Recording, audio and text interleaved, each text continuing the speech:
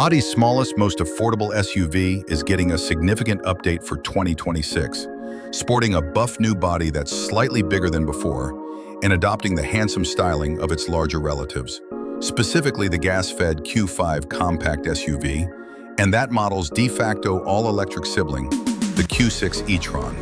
So far, the new 2026 Audi Q3 is being revealed for German customers. And although several US market details remain up in the air, we've been able to glean plenty of insight into new Q3's tech, interior, and styling ahead of its American rollout sometime next year.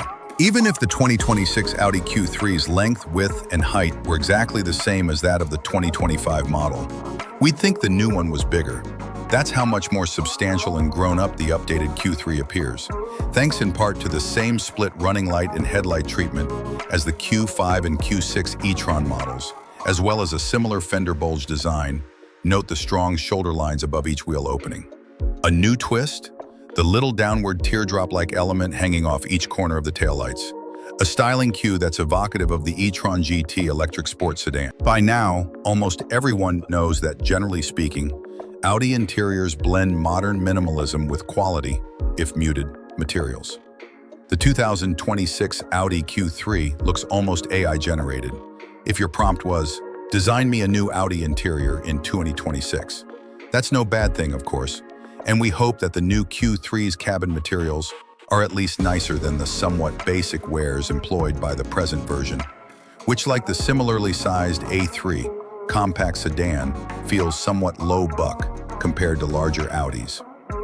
A pair of large screens lurk behind the 2026 Q3 steering wheel and atop the center of the dashboard.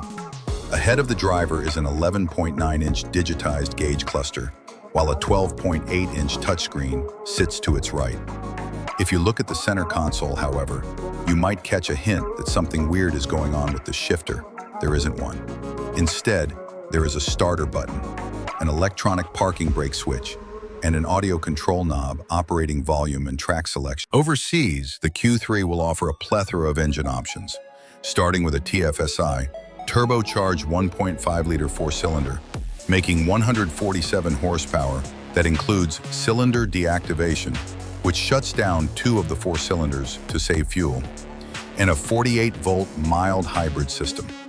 Next up is a 2.0-liter TFSI Turbo 4, which delivers 262 horsepower and also benefits from mild hybridization, plus a TDI diesel that won't be sold in America.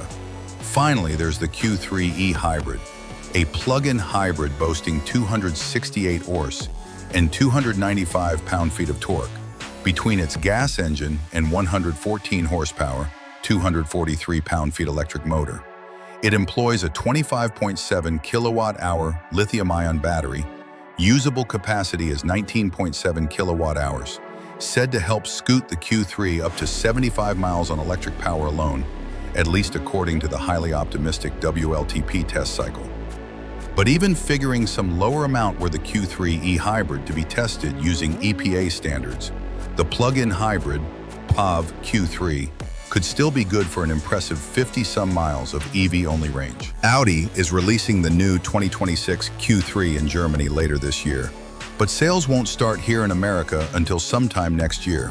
Pricing is up in the air, given the tariff situation and the long run-up to the Q3's on-sale date stateside, so stay tuned for those figures and specific engine details in the coming months. Don't expect huge price jumps, of course.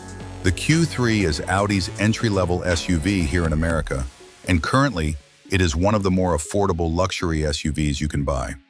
It will go up against Acura's brand new ADX, as well as the Lexus NX, BMW X1, and Mercedes-Benz GLA class. Don't forget to subscribe and like the channel.